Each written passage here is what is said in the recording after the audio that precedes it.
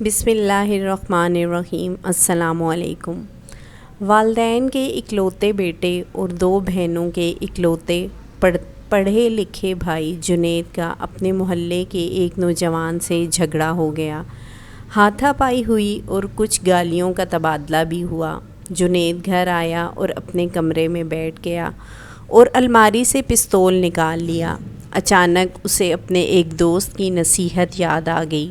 دوست نے اسے ایسا کوئی بھی انتہائی قدم اٹھانے سے پہلے 30 منٹ کے لیے واردات کے بعد کی صورتحال تصوراتی طور پر دیکھنے کا کہا تھا۔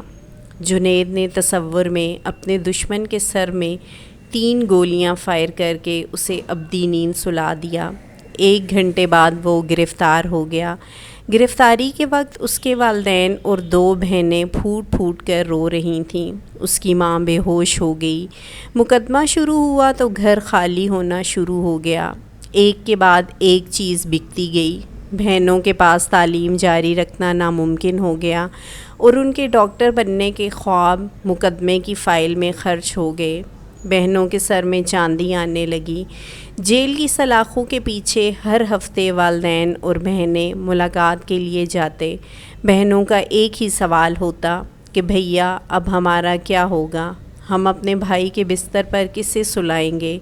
ہم بھائی کے ناز کیسے اٹھائیں گے؟ بھائی کے پاس کوئی جواب نہیں ہوتا۔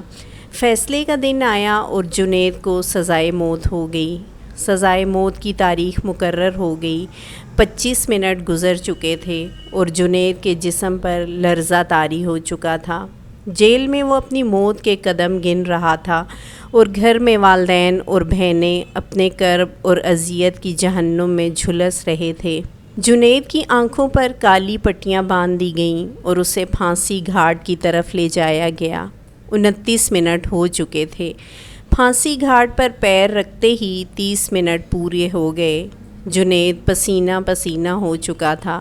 اس کے جسم میں کپ کپی طاری تھی۔ اس نے پستول واپس الماری میں رکھ دیا۔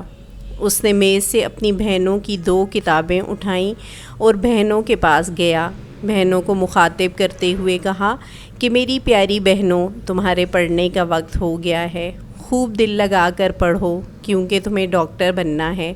چند ماہ بعد جنید ایک بینک میں اچھی پوسٹ پر ملازم ہو گیا۔ جنید کی دونوں بہنیں ڈاکٹر بن گئیں۔ وہ ایک کامیاب اور بھرپور زندگی گزار رہے ہیں۔ 29 منٹ کی تصوراتی واردات اور 30 منٹ کے مقدمے کی کارروائی نے ایک پورے گھر کو اجڑنے سے بچا لیا۔ آپ اپنی زندگی میں یہ 30 منٹ اپنے لیے ضرور بچا کر رکھیے گا۔ 30 منٹ کی تصوراتی اذیت آپ کو زندگی بھر کی اذیت سے بچا لے گی۔ خاص طور پر آج کل کے نوجوان ضرور پڑھیں۔ یہ وقت ہر کسی پر آتا ہے۔